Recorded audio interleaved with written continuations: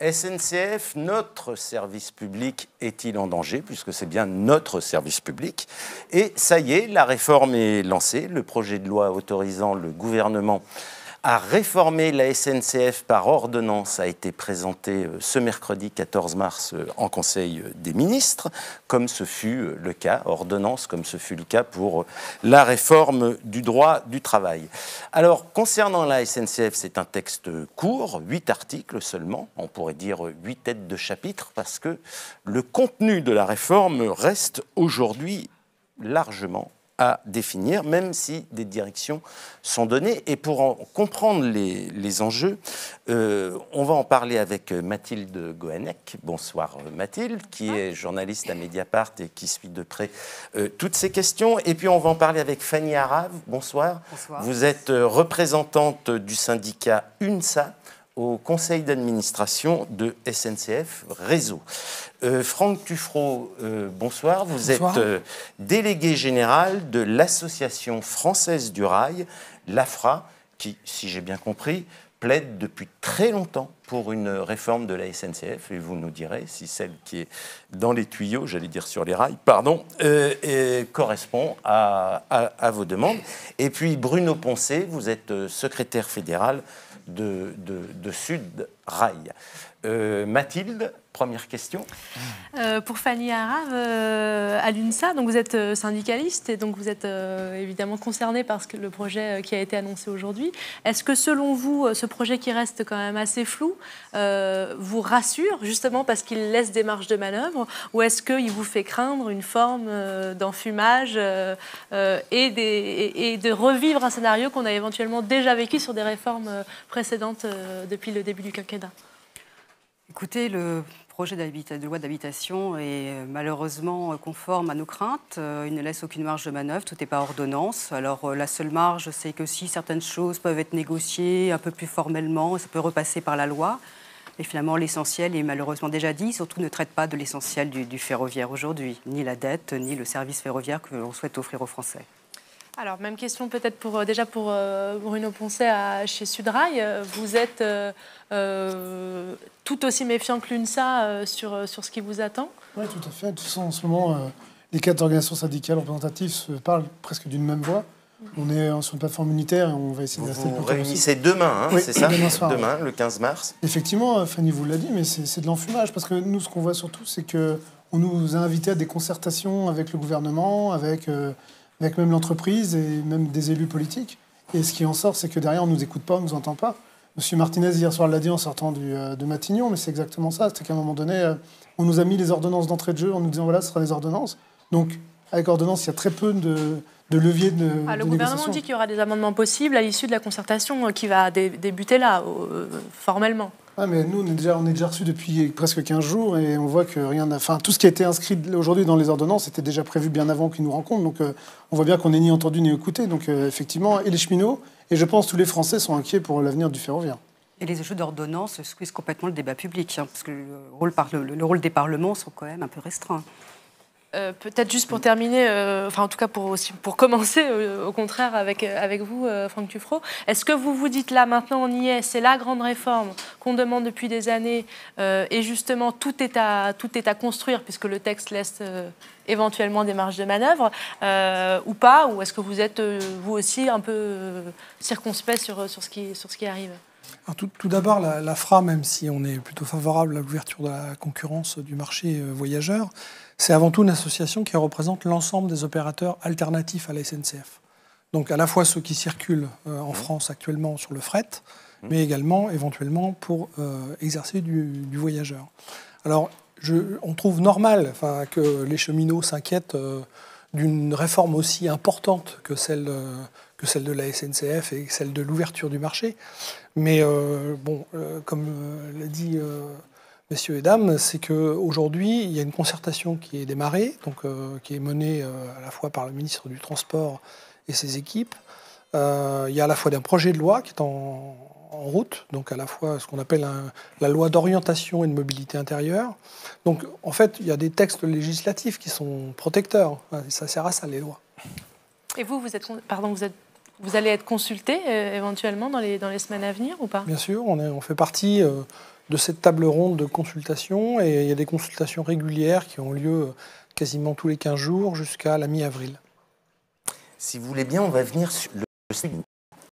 Parce que ce statut a été brandi comme une sorte d'épouvantail, si je puis dire, par Emmanuel Macron pour convaincre l'opinion que ce statut est tellement incroyable que la réforme est nécessaire.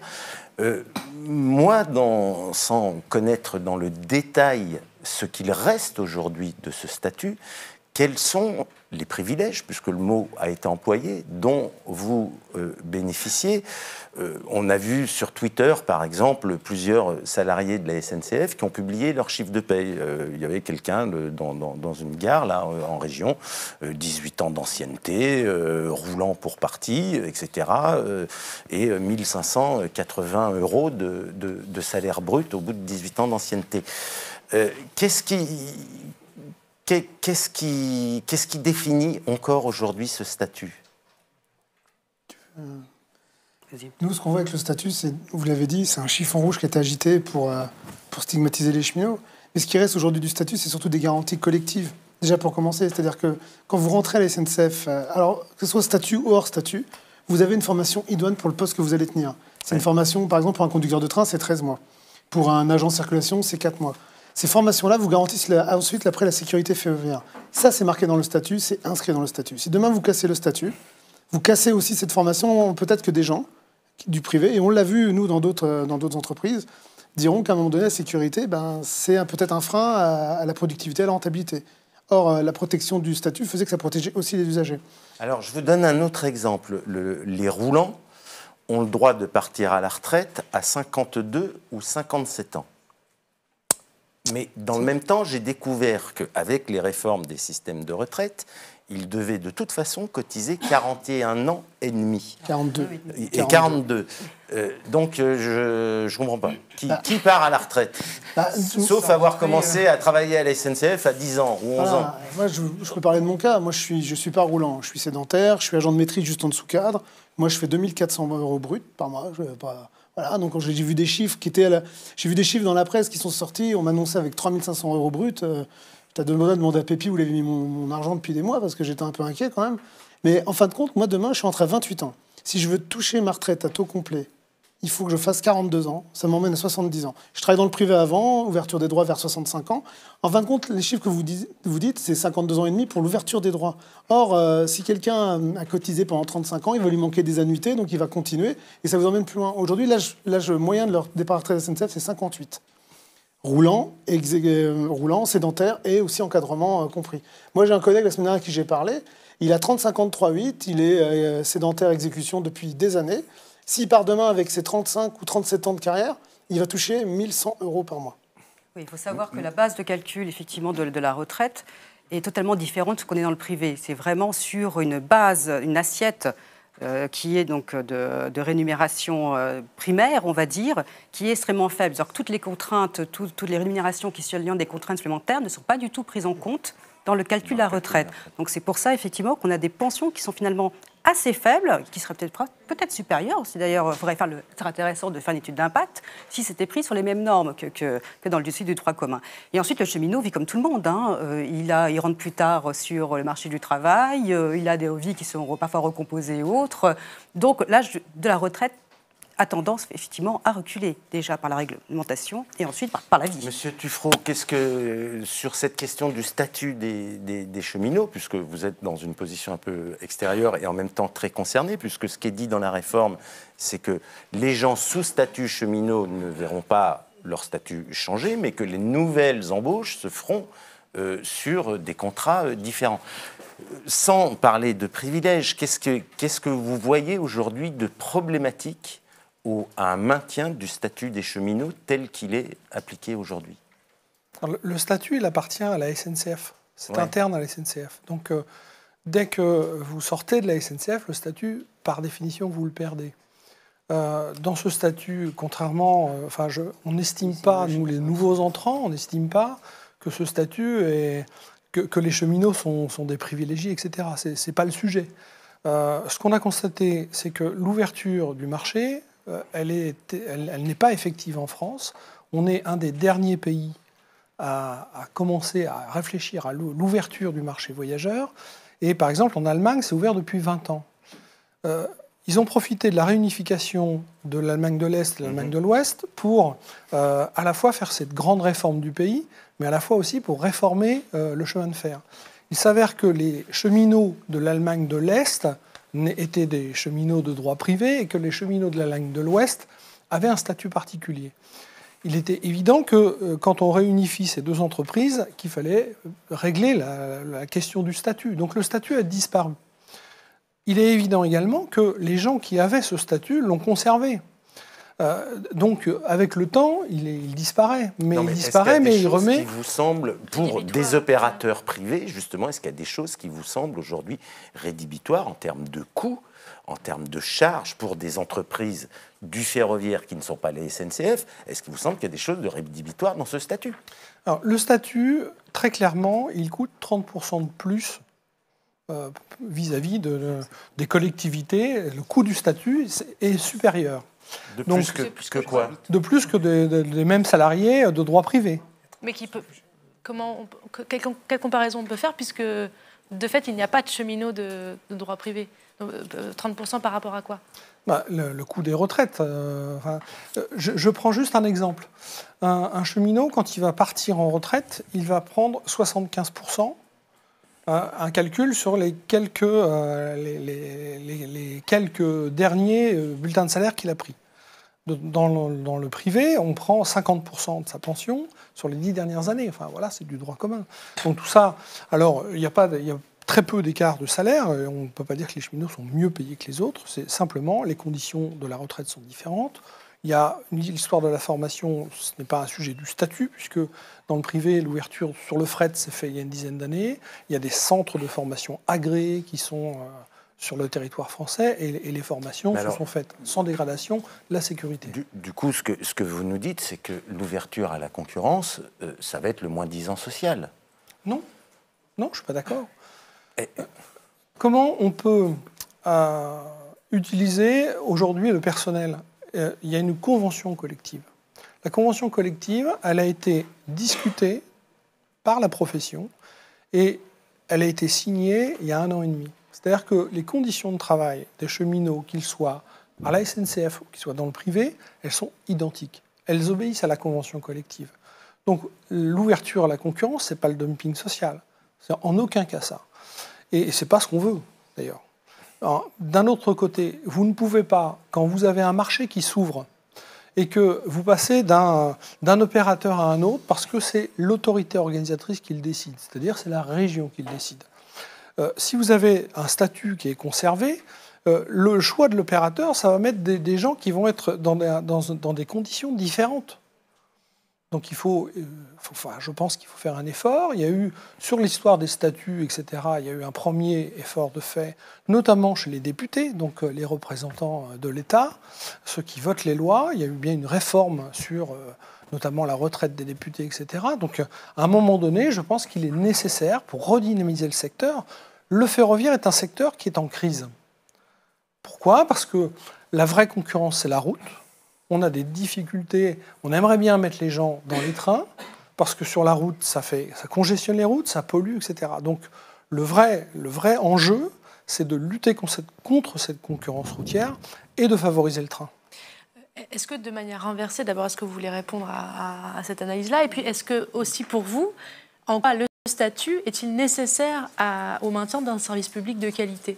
Est-ce qu'on pourrait imaginer, après tout, qu'il n'est pas indispensable au maintien du service public?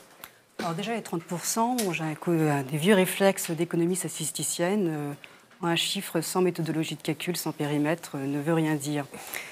Donc je voudrais savoir à quoi correspond effectivement, de quel cheminot on parle. Est-ce qu'on parle du régional, du TGV? Est-ce qu'on compare on considère de la même manière un cheminot transilien ou un cheminot TER qui n'ont pas du tout les mêmes circuits dans la journée? Ça, c'est des choses que j'aimerais savoir, parce que ce chiffre qui est apparu comme ça n'a jamais été détaillé. Nous, on n'a pas du tout les mêmes réflexions, les mêmes analyses sur le surcoût du statut. S'il y a un surcoût, on peut peut-être l'évoquer, on parle autour de 8%, retraite comprise, parce que nous cotisons beaucoup plus que dans le régime commun, nous sommes à 17%. de cotisation. Donc, avec différents niveaux suivant les états. Donc, à quoi correspond ce chiffre? Moi, je crois qu'il est totalement surévalué et pris sur des considérations qui ne sont pas du tout applicables. Mais j'attends avec plaisir d'avoir cette méthodologie, tout à fait prête à en discuter.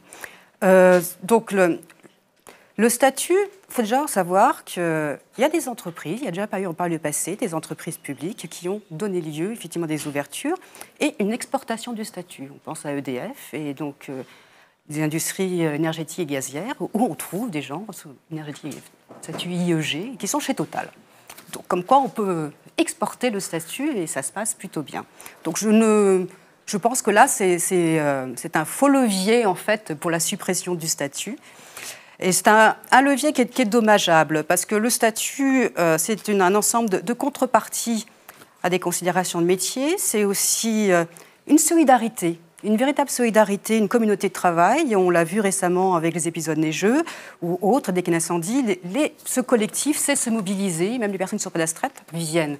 Donc c'est une notion de collectif qui est particulièrement importante à une époque où on travaille beaucoup sur comment redonner du sens au travail et comment apprendre, coacher pour réapprendre le travail collaboratif, mais nous, on l'a. Donc moi, je trouve qu'au contraire, le statut d'une extrême modernité, finalement, parce qu'il représente de nouveau de nouvelles aspirations de la jeunesse.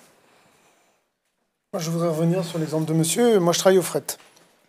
Ça fait 17 ans que je fais cheminot, 12 ans que je travaille vraiment au fret. Et moi, j'ai vu la concurrence arriver.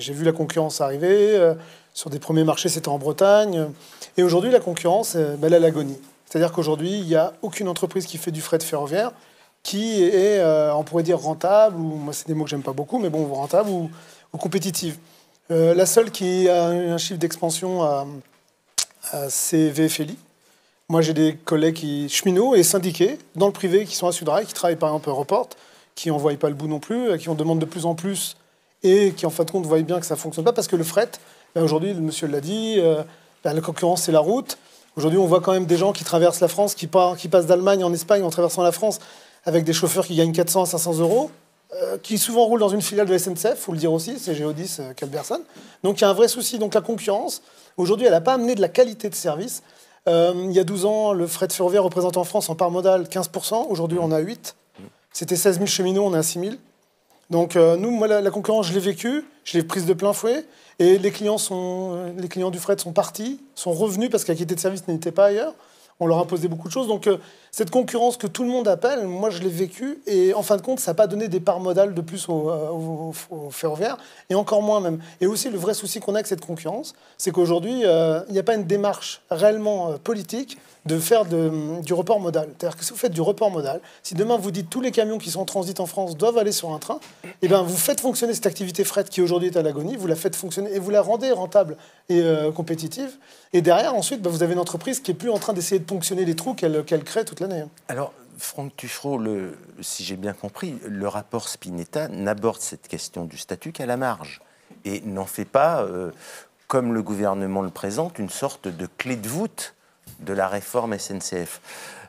Est-ce que, pour vous, c'est un point central, important, marginal ? Non, ce qui est le point central, important, c'est qu'il faut dynamiser ce secteur du ferroviaire. Monsieur l'a dit, le fret, ça a été le vrai concurrent, c'est la route. Alors, je ne suis pas tout à fait d'accord, on ne va pas se battre sur les chiffres, mais depuis 1918, avec les routes, etc., les parts de marché du fret se sont étiolées très, très, très, très vite. Depuis 2011, les parts modales du ferroviaire sont passées de 9 à 11%. Et dans ces parts modales, 40% du fret aujourd'hui est fait par des entreprises privées. Alors, VFLI, qui est une filiale de la SNCF... Donc vous estimez que ça a dynamisé ce secteur du fret ? Bien sûr. Aujourd'hui, Europort a affiché ses chiffres. Europort, c'est une filiale de Jetlink, qui est anciennement Eurotunnel, affiche des résultats positifs. Et ce n'est pas honteux d'avoir des résultats positifs, au contraire. C'est-à-dire que s'il y a des résultats positifs, tout le monde en profite. Et le client pour la qualité de service, puisque ça veut dire qu'ils sont fidèles et qu'ils sont contents du service, et les employés, parce que ça pérennise leur emploi. Le fret, aujourd'hui, ferroviaire, depuis 10 ans, a créé 2500 emplois dans la profession. Donc ça crée de l'emploi, donc ça crée du dynamisme. Il est important, quand on reparle du statut, je ne pense pas qu'il est nécessaire d'avoir un statut particulier pour se sentir impliqué dans une entreprise. Ce n'est pas un statut qui implique l'entreprise, c'est-à-dire que la conscience professionnelle n'est pas liée à un statut. Le corporatisme, etc. De travail, de la solidarité de culture dans les d'entreprise. Et pour le moins, à la SNCF, il y a une culture d'entreprise, il y a une identité. Ça n'a rien à voir avec le statut. Une culture d'entreprise n'a rien à voir avec son statut. Alors, le statut prend beaucoup de place et c'est un débat important, mais il y a un autre éléphant dans la pièce qui, pour le coup, est un peu moins au cœur des débats, c'est celui de la dette de SNCF Réseau. C'était mentionné dans le rapport Spinetta. Ici, chez nous, Martine Orange a montré à quel point elle était périlleuse, cette dette, puisque si elle arrive à un certain niveau, elle tombe sous le coup de la dette publique selon les règles européennes et donc elle devient ingérable pour le gouvernement. Or, le projet de loi, là, pour le coup, est assez muet sur la question. Selon vous, d'abord à vous, syndicalistes, c'est dû à quoi? C'est-à-dire qu'on ne veut pas répondre à cette question-là parce que ça impliquerait que le gouvernement éventuellement doive mettre un peu d'argent sur la table. Voilà. Quelle est votre analyse de cette disparition d'un sujet pourtant colossal, hein, près de 50 milliards d'euros pour SNCF Réseau? Oui, effectivement, à SNCF Réseau, on a une dette extrêmement importante que l'on traîne depuis longtemps. Mais il faut déjà savoir que l'INSEE a déjà requalifié près de 11 milliards comme dette maastrichtienne, qui est toujours dans notre giron, mais qui est qualifiée comme maastrichtienne au sens de l'INSEE. 11 milliards sur les 50. Oui, sur les 50. Bon, ensuite, on continue à avoir une dette effectivement ancienne, dette non amortissable, entre 15-20 milliards, qui est extrêmement importante, dont on sait qu'on n'aura jamais aucun retour. Plus qui est liée à des investissements de développement, plus une dette qui est liée à des déficits structurels d'exploitation. Même cette année, je crois qu'on a près d'1 milliard de déficit structurel, vraiment de déficit au cœur du métier, c'est-à-dire la différence entre les recettes et les coûts d'entretien-maintenance. Donc, ça s'est accumulé pendant un certain nombre d'années. Donc là aussi, on a quelques milliards qui se sont ajoutés au cours du temps, à peu près 10 milliards, plus précisément. Mais par-dessus ça, on a aussi lancé de très grands projets. Alors, les fameux PPP, partition publique-privée, pour lequel Réseau s'est engagé à participer financièrement, avec des règles de calcul parfois un peu forcées. Donc là, il y a toute une dette encore un peu cachée, qu'on appelle parfois dette grise, en particulier sur ces projets, mais pour d'autres projets aussi, qui sont liés à un différentiel entre les recettes qui avaient été prévues lors de la construction de ces projets et de la participation financière de Réseau et les recettes effectivement escomptées sur toute la période. Et là, on a toute une zone où on sait qu'on a encore, malheureusement, une ressource de dette potentielle particulièrement importante. Donc oui, le sujet de la dette, il est important, mais pas seulement en termes de stock. Ce n'est pas seulement histoire d'en prendre une partie, le chiffre de 35 milliards à tourner, et l'affaire est réglée. Ça, c'est une profonde erreur. Il faut pouvoir l'alimenter de manière dynamique dans le temps, parce qu'elle n'est pas encore complètement constituée. Donc toute cette logique de dette est fondamentale. Et fondamentale parce que ça nous empêche de pouvoir véritablement faire des renouvellements. Les subventions ne sont pas insuffisantes. Donc, du coup, on pousse un peu sur la tarification, mais là, l'ouverture à la concurrence avec l'ARAFER nous demande de baisser la tarification. Depuis des années, on a une tarification particulière pour le fret, qui est quand même largement subventionnée aujourd'hui par l'État via des compensations tarifaires de redevances infrastructure. Et tant mieux, moi je considère qu'il faut subventionner le fret. Parce qu'effectivement, il faut éviter d'avoir autant de camions sur nos routes et les basculer sur le fret ferroviaire.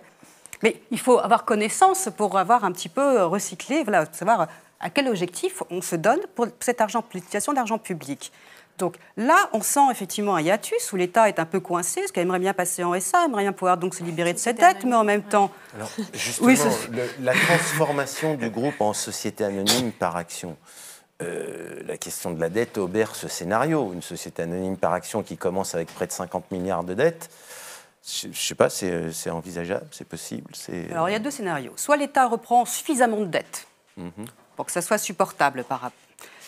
Mais on sent qu'au niveau au niveau des déficits publics, ça va être quand même difficile. Parce qu'il suffit juste de l'inscrire dans un budget en temps de programmation, même sur plusieurs années, pour que ça soit automatiquement déjà déclaré en dette publique. Donc là, par rapport au règlement européen, à la ligne de conduite, ça va être difficile à gérer. Et il y a un autre moyen aussi, c'est l'équilibre actif-passif. Donc le réseau est un actif, il a une valeur d'usage sur plusieurs années, ça va même tirer jusqu'à 50 ans et l'infini, rapporté au... Et donc, régulièrement, chaque année, il y a des tests dits de dépréciation pour voir si nos actifs correspondent à peu près ou pas, en fonction de la dette. Donc une autre manière, c'est du coup de revaloriser notre actif. Revaloriser les actifs, ça veut dire enlever les parties qui plombent un peu les résultats. Donc les petites lignes, les fameuses petites lignes, elles ne coûtent pas très cher en entretien maintenance, ce n'est pas elles qui font du déficit de structurel énormément, mais par contre, en termes de valeur d'usage, là, elles pèsent très très lourd. Donc ça veut dire qu'on peut quand même se poser la question, et vous allez nous répondre, de la compatibilité entre un passage en société anonyme avec une dette à gérer et le maintien d'un service public sur l'ensemble du territoire, performant pour tout le monde et d'une égalité d'accès au réseau. Est-ce que ça vous semble gérable ? Est-ce que ça vous fait peur, éventuellement ? La dette, Madame a raison, 45 milliards de dettes aujourd'hui chez SNCF Réseau, avec un réseau qui est en mauvais état, donc avec des investissements lourds pour la régénération. Rien que la dette pèse en frais financiers sur SNCF Réseau par an 1,7 milliard d'euros par an. Donc n'importe quelle entreprise, quel que soit son statut, va être extrêmement freinée par le poids de cette dette. Donc c'est à l'État de prendre ses responsabilités, puisque les décisions ont été souvent prises par l'État et la SNCF a obéi, c'est une entreprise publique. Maintenant, le passage en SA. Le passage en SA où on est pique. Juste, c'est à l'État de prendre ses responsabilités. Ça veut dire que c'est à l'État de mettre au pot, mais ce faisant, il explose la règle des 3%. Il se met en difficulté. L'État, je dis l'État parce que ça va être les contribuables quelque part. S'il y a une dette, il faut la combler. Maintenant, je ne sais pas par quelle opération l'argent va être trouvé. Puisqu'aujourd'hui, l'argent, l'État en cherche, tout le monde en cherche. Oui. Bon. Alors, pour en revenir à la dette et en revenir au statut de l'entreprise, quand on met une USA, il y a des règles comptables, de transparence comptable. Maintenant, est-ce qu'une SA publique c'est pas une SA privée, ça reste avec des capitaux entièrement publics. Et il ne faut pas confondre société publique et service public.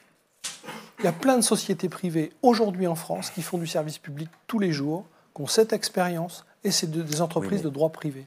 Vous savez ce que disent quand même beaucoup d'acteurs syndicaux, c'est que le basculement sur un nouveau statut juridique d'une société, d'une SA, d'une société par action, fût-elle publique, aujourd'hui, permet aussi ce qui s'était passé pour France Télécom, d'abord des ouvertures de capital, avec l'entrée de privés dans le capital de cette ESA, et puis, pourquoi pas, à terme, une privatisation. Ça a été quand même très exactement le schéma de France Télécom. Je prends l'exemple de la Poste. Elle est passée en SA, ça reste un service public, ça a redynamisé la Poste, ça lui a permis de changer son fonctionnement, etc. Et aujourd'hui, on n'est pas dans une entreprise privée. Avec une privatisation un peu chaotique de la partie colis. Enfin bon, c'est peut-être un autre débat. Moi, je voudrais rajouter quelque chose sur cette dette, parce que c'est un élément qu'on n'entend pas, et Fanny pourrait vous le dire, c'est l'élément social de cette dette. Cette dette, chaque année, à cause de ses frais financiers, cette dette force et l'entreprise à supprimer environ 2500 postes par an. Cette dette génère aussi de la souffrance au travail. L'année dernière, c'est plus de 50 suicides à la SNCF. Donc beaucoup reliés au travail, à des conditions de travail exécrables. Et ça, on n'en parle pas parce qu'aujourd'hui, on est sur le statut, on agite le chiffon rouge, on excite tout le monde avec ça. Mais cette dette aujourd'hui, alors il y a le point de vue économique, et Fanny a fait un exposé brillant, mais aussi ce point de vue social qui, alors nous, délégués syndicaux, nous interpelle parce que nous, aujourd'hui, on voit vraiment la conséquence de cette dette sur le quotidien des cheminots. C'est des postes non tenus, c'est des emplois non tenus, et en plus, on fait du plus avec du moins, et ça génère vraiment de souffrance au travail. Et aujourd'hui, nous, les syndicats, on est réellement exposés à ça. On a de plus en plus de gens qui viennent nous voir, parce que ils sont au bord du burn-out, et voire même au bord de quelque chose de beaucoup plus grave. Et donc cette dette, aujourd'hui, le gouvernement, ne la prenant pas, il va continuer à engendrer cette souffrance au travail SNCF, qui va encore déclencher certainement des causes graves dans toute l'année 2018, et voire même après. Alors, pardon de poser une question qui n'est vraiment pas une question de spécialiste, mais une question d'observateur qui n'est certainement pas un expert de la SNCF. On nous décrit soudain un groupe SNCF au bord de l'apocalypse. On ne nous parle jamais de la responsabilité de la direction. Et d'un Guillaume Pépi qui est à la tête de la SNCF depuis 10 ans, qui avant était plus ou moins le numéro 2 de la SNCF. Enfin, on a une permanence de la direction de ce groupe qui est extraordinaire et à peu près sans précédent dans les autres entreprises publiques. Qu'est-ce qui se passe avec Guillaume Pépi ? Alors, on peut parler de l'homme, mais surtout le vrai souci... Non, mais ce n'est pas l'homme qui est en cause, justement, c'est la permanence d'une direction d'un groupe absolument stratégique, du grand groupe public, dont on nous dit aujourd'hui qu'il a failli de tous les côtés. Et la direction, il n'y a pas de... Moi, je suis presque admiratif de M. Pépi, parce que pendant des années, il a forcé une politique du tout TGV. Et puis, depuis quelques mois, il dit, non, mais il faut faire du réseau du quotidien, c'est pas normal que le réseau du quotidien est abandonné. Donc, je suis quand même admiratif de ce grand écart, alors, qu'il fait médiatiquement, qu'il fait aussi au sein de l'entreprise. Mais M. Pépi, oui, effectivement. Il a été le principal acteur de cette politique de tout TGV. Alors, Fanny vous a parlé du PPP, qui est quand même... c'est quand même c'est limite un scandale, faut le savoir. C'est 120 millions d'euros par an à donner à Vinci, quoi qu'il arrive. Soit on ne fait pas rouler les trains que Vinci demande. Vinci demande 16 ou 18 allers-retours au jour. Si on ne les fait pas, on doit payer une pénalité. Et si on les fait, c'est... la SNCF perd de l'argent parce que c'est 23 ou 25% de taux de remplissage à l'heure actuelle de cette ligne. Donc, et voilà, donc M. Pépi aujourd'hui, nous on trouve que M. Pépi, c'est réellement le bras armé du gouvernement. Il est sorti, alors, ce rapport Spinetta sort le 15 février. Derrière, on agite vite fait le chiffon rouge du statut. Et M. Pépi attend 4-5 jours que les cheminots soient jetés au public, en pâture. Moi, j'ai des collègues qui nous ont appelés pour nous dire, voilà, les clients, ils se lâchent un peu. C'est-à-dire que quand il y a un train 5 minutes de retard, les clients nous rentrent dedans en disant, c'est pas normal et tout. Alors aujourd'hui, évidemment, ça s'est retourné parce que nous, ce matin, on a fait une diffusion de tracts dans toutes les gares, quasiment les grandes gares françaises. Et là, les clients sont venus, les usagers sont venus nous parler et nous disant, voilà, il y a eu un vrai discours et un vrai échange où ils nous ont demandé, et nous on leur a dit, c'est votre avenir, l'avenir du transport ferroviaire qui est vraiment en danger. Mais effectivement, M. Pépi, il sort toujours un peu après, et il laisse un petit peu le travail se faire de l'opinion publique, et derrière, après, il arrive et il finit le travail sèchement. Moi, qui ai une certaine permanence en termes de direction générale, mais aussi à différents niveaux, qui a une certaine permanence dans le temps, ne me choque pas dans le sens où le ferroviaire se fait sur un ton long, et c'est peut-être un peu ce qu'on a oublié ces dernières années, à courir après, effectivement, des choses un peu plus marketing, ce qui peuvent répondre aussi à une demande clientèle. Il faut savoir sentir le besoin clientèle pour savoir y répondre. Mais on en oublie parfois un peu la technique aussi. Donc il faut le juste équilibrage entre les deux. Après, la gouvernance de la SNCF est quelque chose de quand même extrêmement particulier. Alors, on a des injonctions de l'État contradictoires. Les PPP, c'était une injonction de l'État. Mais c'était clair, on nous a tordu le bras pour signer le contrat. Donc, effectivement, il faut une grande habileté pour savoir jongler entre tout cela. Donc, je serais peut-être un peu plus nuancée sur le propos, même si je suis effectivement un peu dubitatif parfois de voir quels sont les chemins pris, sur les réponses qui sont données, à effectivement des vrais sujets de technique, des vrais sujets financiers, de comment on part à la reconquête effectivement des voyageurs, mais sans parfois se poser la question de comment on fait par rapport au réseau. Est-ce que le réseau peut tenir la route ? Mais ça a été engendré, et je le dis en étant une ex-RFF, effectivement, il y a eu une vie d'entreprise très, très compliquée. On a eu pendant un moment 2 entités qui avaient des objectifs contradictoires. Réseau Ferré de France. Donc ça n'a pas forcément amélioré les choses. Après, moi, Réseau Ferré de France a permis de faire des choses aussi intéressantes. J'étais à ce moment-là service des études économiques et la stratégie. On a pu lancer des choses qui étaient intéressantes également. Il faut pas, je ne rejette pas du tout l'entreprise elle-même, mais par contre, la façon dont elle a été conçue, la façon dont les 2 entreprises ont été amenées à travailler avec elle, était d'ailleurs une exception culturelle, européenne et mondiale. Avec un GI, un GID, c'était quelque chose d'incroyable. Donc, il y a tout ce passé, etc., qu'on essaie un peu de balayer comme ça d'un revers de main, je trouve un peu vite. Ce que peut-être dire aussi François, c'est que M. Pépi était aussi là au moment où une catastrophe ferroviaire importante, une des plus importantes de France, a eu lieu, c'est la catastrophe de Brétigny. Et on se dit, alors la question va se reposer, on va vous la reposer, la question de la sécurité du réseau et son maintien, mais il est resté même à ce moment-là, c'est-à-dire, est-ce que c'est parce que du coup, il attend un retour un peu sur son sacrifice pour avoir enduré un peu la crise, ou est-ce que c'est qu'on n'avait pas d'autre option? Comment ça se fait qu'il est passé à travers tant de tempêtes? On se pose la question. Déjà, je ne suis pas sûre qu'il y ait tellement d'autres prétendants. Je pense que ça ne se bouscule pas tellement. Ouais. C'est comme un poste extrêmement exposé. Ouais. Parce qu'effectivement, c'est rare, et heureusement, parce qu'on a quand même un réseau qui circule en sécurité. Mais il peut arriver qu'il y ait des accidents graves. Et un accident grave dans le ferroviaire, c'est des morts. Et ça, il faut pouvoir effectivement assumer, parce que je déteste ce terme, mais de plus en plus aujourd'hui. Mais il faut pouvoir le gérer, le supporter. Il y a quand même, c'est quelque chose de lourd à porter. Toute l'entreprise était choquée par cet accident, vraiment du haut jusqu'en bas. C'était quelque chose de difficile à porter. Donc voilà, il faut pouvoir porter aussi cet ensemble-là. Je pense que le rôle est peut-être un petit peu plus original aujourd'hui. Oui, on peut avoir l'impression qu'il va un peu jouer le rôle de celui qui va faire les basses manœuvres avant départ. Ça, je verrais plutôt l'interrogation aujourd'hui, les réflexions plutôt sur ce jeu-là d'aujourd'hui.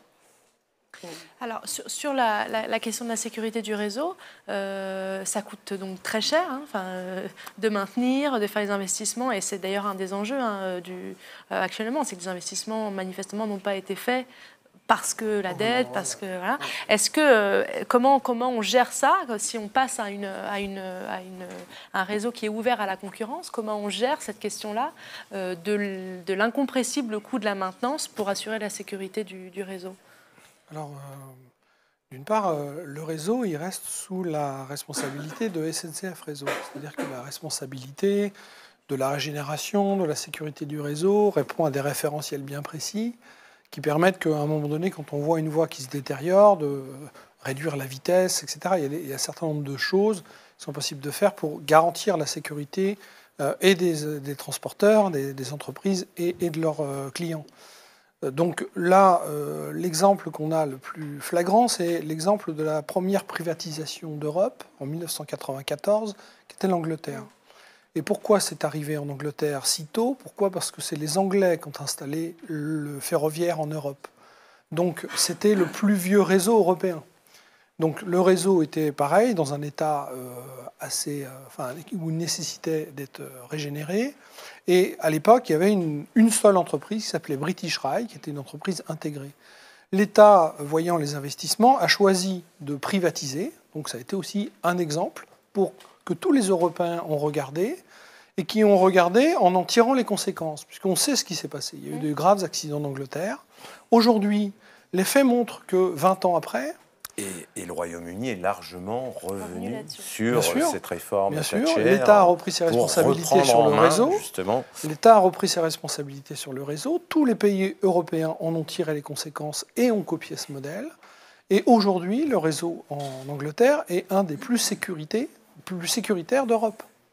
Donc l'exemple, il est flagrant. On doit en tirer les conséquences et on doit veiller à la sécurité de tous. Donc à l'État le coût et aux opérateurs privés le bénéfice d'une certaine manière. Si si les capitaux publics, disons, sont les seuls à assumer le coût de la maintenance, quel est son intérêt à ce que là où il y a une marge de manœuvre bénéficiaire, qui est le transport des voyageurs et du fret, pour le coup, soit divisé entre opérateurs? Soyons très clairs, quand vous utilisez le réseau, c'est pas gratuit. Donc, voilà, la redevance, normalement, il y a un modèle économique qui doit se faire. Quand on parle des investissements ces dernières années, où il y a eu des PPP, donc les partenariats publics-privés, n'oublions pas, on peut en juger ce qu'on veut, mais ça a permis de gagner 50% d'argent public. Quand il n'y a pas d'argent public, il faut trouver d'autres partenaires qui permettent d'investir. Aujourd'hui, cette ligne, sur le long terme, la ligne Bretagne qui vient d'ouvrir, a été boostée jusqu'à 22% de fréquentation sur cette ligne. Bon, la mobilité, c'est une affaire. Les gens ont besoin de la mobilité. Ils en ont besoin pour travailler, ils en ont besoin pour leurs loisirs, ils en ont besoin pour aller à l'école. Il faut leur fournir un service de qualité, il faut leur donner à prix correct, du confort, il faut leur donner de la fiabilité, c'est ça qu'ils attendent. Et aujourd'hui, le ferroviaire est dans un état où il est malade. Il faut le rebooster. La concurrence dans tous les domaines qu'on a pu constater, que ce soit l'énergie, que ce soit la téléphonie, etc., la concurrence a permis de rebooster le secteur. Et on est les derniers en Europe à ouvrir. Ce n'est pas forcément le cas au Royaume-Uni où les prix des billets de train sont proprement exorbitants. Il faut comparer ce qui se compare, monsieur. Et il y a un grand absent, si vous voulez, de cette réforme, et absent qu'on a noté avec le projet de loi d'habilitation présenté ce matin, c'est justement les usagers. C'est quand même, les usagers sont simplement absents de cette réforme, en tous les cas, telle qu'elle est exposée par ce projet de loi d'habilitation qui ne dresse que les grandes lignes, qui ne rentre certes pas dans le détail, etc. Mais bon, quand aujourd'hui, chacun en a fait l'expérience, quand la plupart des jeunes aujourd'hui ne prennent plus le train parce que c'est simplement trop cher pour eux, quand Un aller-retour Paris-Marseille, 180, 200 euros, peut-être plus. Qui peut prendre le train? D'où les fameux cars Macron, du reste. Donc, ou Blablacar. Oui, ou Blablacar, bien sûr. C'est la preuve que la mobilité... On voulait inviter ce soir un des responsables de Blablacar, justement, pour qu'il nous explique comment son entreprise profitait d'une politique tarifaire et d'un coût du rail complètement extravagant aujourd'hui pour une large partie quand même des citoyens. D'une part, il y a deux marchés. Le marché open access, le TGV en fait partie, donc il n'est pas subventionné. Et puis vous avez le marché conventionné, c'est-à-dire que ça fonctionne par des délégations de services publics. Les autorités organisatrices sont les régions, et les régions choisissent de subventionner. En moyenne, la subvention régionale est de 75%. Voilà, donc il est important, et quand vous dites que les usagers ne sont pas concertés, moi j'étais au ministère cette semaine, où on avait les fédérations des usagers qui étaient autour de la table. Oui, donc, c'est simplement pas évoqué là dans le projet de loi d'habilitation. Mais en tout cas, pour la mobilité, on y répond quand on écoute les besoins des usagers ou des clients. Quand vous dites le TGV est trop cher et si vous y prenez au dernier moment, ça vous coûte trop cher pour partir à Marseille, effectivement, vous avez d'autres modes qui se mettent en œuvre, qui sont moins chers, avec des gens qui choisissent de prendre plus de temps, mais qui choisissent quand même... Vous n'empêchez pas la mobilité. Et on crée une troisième classe, si je puis dire, avec des temps beaucoup plus longs, un confort de voyage. Enfin, on brise un peu ce qu'est la mission du service public, c'est-à-dire un service plus ou moins équivalent. Alors, il y a des variations, bien sûr, il y en a toujours eu, mais... Je ne vous suis pas là-dessus, puisque la SNCF lance des opérations en interne, puisque d'abord, il n'y a que la SNCF qui peut le faire, je le rappelle. Mais la SNCF lance des opérations avec ces Ouigo qui partent de Marne-la-Vallée avec des allers-retours Paris-Marseille à 35 €. Donc c'est possible. C'est possible. Avec une qualité de service un peu moindre quand même. Non. Parce qu'il faut aller c'est les mêmes TGV. Oui. Est-ce que vous allez à Marne-la-Vallée prendre votre train? Je ne suis pas sûre. Moi, je ne le fais pas. Ça arrange peut-être personne qui habite à côté de Marne-la-Vallée. D'accord. Sur cette question-là de la... Déjà, si vous avez voulu quelqu'un de Blablacar, vous avez qu'à inviter M. Pépi, parce que la SNCF est actionnaire de Blablacar. Ils sont actionnaires, effectivement. Donc déjà, à un moment donné... on a invité M. Pépi, me semble-t-il. Et il va falloir l'inviter, parce que je pense qu'il a beaucoup de choses à vous dire, parce qu'effectivement, vous créez votre propre concurrence, c'est quand même compliqué après. Bon... Ça, c'est autre chose. On peut parler aussi des bus Macron, si vous voulez. Nous, à la SNCF, on a une filiale qui s'appelle Ouibus. Je crois que c'est à peine 3 ans d'ancienneté, 250 millions de déficit. Voilà, donc à un moment donné, et vous m'expliquez comment on peut payer un chauffeur décemment, par exemple, en payant un Paris-Nantes 15 €. Voilà, donc voilà le dumping social où il va arriver. À un moment donné, on va faire comme chez Géodis. On mettra un chauffeur de bus à 400 balles et... Voilà, et c'est comme ça qu'on fera qu'on mettra de la rentabilité. Donc il y a un vrai souci. Et puis, vous l'avez dit, aujourd'hui, la vraie fonction du service public, c'est de donner de l'égalité entre tous les Français. Et c'est comme ça que la SNCF a été créée, pour à un moment donné permettre aux Français de partir en vacances quand les congés payés ont été octroyés. Donc voilà, et aujourd'hui, ça, on l'oublie. Vous avez raison. Nous, quand on lit ces ordonnances, on ne voit pas l'usager derrière tout ça. Et l'usager, malheureusement, il va vraiment pâtir de cette nouvelle politique ferroviaire qui va être mise en place, parce que c'est 9 km de lignes qui sont, alors, aux yeux de tout le monde, pas rentables. Mais moi, j'ai parlé avec des gens qui, par exemple, si demain... 9 000, oui. Ouais, 9 000, ouais. Non, vous avez dit 9. 9 000. 9 millions, ça y est, je m'emballe. Non, mais 9 000 km. Et voilà, moi, j'ai parlé avec des gens qui m'expliquent aujourd'hui qu'ils prennent le train pour aller au travail dans des régions escarpées. Ça leur met une demi-heure, 3/4 d'heure de train. Ça leur coûte 100 € par mois. L'entreprise pour laquelle ils travaillent paye la moitié. Si demain, ils suppriment ce train et cette ligne, et elle est en danger, parce qu'on leur a déjà dit qu'elle est en danger, le bus, ça leur mettra déjà double de temps. Et si elles prennent leur voiture, c'est 400 €, ça leur coûtera par mois. Donc, comment vous voulez demander à des gens aujourd'hui aujourd'hui le travail ne se situe plus dans les villages ou dans la province, se situe dans les grandes villes? Quand vous pouvez demander aux gens aujourd'hui, alors cette équité sociale, elle est où? Ben voilà, nous on a un vrai souci avec ça et on n'en parle pas assez. Et on parle que de notre statut et voilà, on agite. Alors, simplement, peut-être pour terminer, une intersyndicale normalement est prévue demain, jeudi 15 mars, pour décider d'un mouvement, mais alors on ne sait pas encore vraiment quelle sera la nature de ce mouvement. Est-ce que vous pouvez déjà nous dire un peu vers quoi on s'oriente sur la journée du 22 mars? Est-ce qu'il est question d'avoir un mouvement dur, puisque vous semblez dire que la réforme pour vous est drastique? Voilà. Est-ce que vous pouvez un peu nous éclairer sur le mouvement social qui s'annonce? Le 22 sera une journée d'intersyndicale, une journée de manifestation, auquel d'ailleurs des cheminots, mais également RATP et autres transports, je pense que tout le monde a compris que le statut était attaqué, et pour tout le monde. Voilà. Et on sait très bien que derrière le statut cheminot, il y a les autres entreprises à statut, également les fonctionnaires. Enfin, c'est la porte d'entrée, c'est le trophée de chasse pour dérouler derrière. Ensuite, la suite de données, je pense qu'on attendra peut-être demain. Je comprends votre patience pour voir, etc., quelle sera la forme intersyndicale, du moins, quelle sera la forme du mouvement. Nous, on a un mandat, Sudra, qui a été donné par nos adhérents mardi. Nous, le mandat qu'on a, c'est garder la plateforme unitaire le plus longtemps possible, parce que les cheminots ne comprendraient pas qu'on s'entende plein entre nous. Les cheminots ne comprendraient pas qu'on parte chacun de notre côté et qu'on fasse n'importe quoi. Donc, plateforme unitaire le plus longtemps possible. Mais par contre, nous, les retours qu'on a et des agents qui sont au cœur de la machine veulent un mouvement dur et rapide, parce que l'attaque a commencé aujourd'hui, réellement. C'est-à-dire que ça fait quand même un mois qu'on nous tape dessus, voire même un peu plus. Mais là, aujourd'hui, ça commence aujourd'hui. Et les cheminots ont envie vraiment d'avoir ce levier. Alors malheureusement, on aimerait bien aussi des fois un petit peu être entendu, mais comme on n'est pas entendu, le levier, c'est la rue. Et par contre, alors Fanny pourrait vous le dire aussi, mais ce n'est pas les organisations syndicales qui décident des mouvements sociaux. Hein. C'est-à-dire qu'il va y avoir des AG, et dans les AG, les gens vont dire ce qu'ils veulent faire. Ils vont dire s'ils veulent repartir en grève dure, s'ils veulent... Voilà, ce sera dans les AG sont souveraines. Et donc nous, on attend ça. Et effectivement, demain, on va travailler notre unité, parce qu'on parle aujourd'hui, on parle aujourd'hui presque d'une même voix. Et on va essayer de continuer ça très très longtemps, parce que les cheminots ne comprendraient pas qu'on arrête.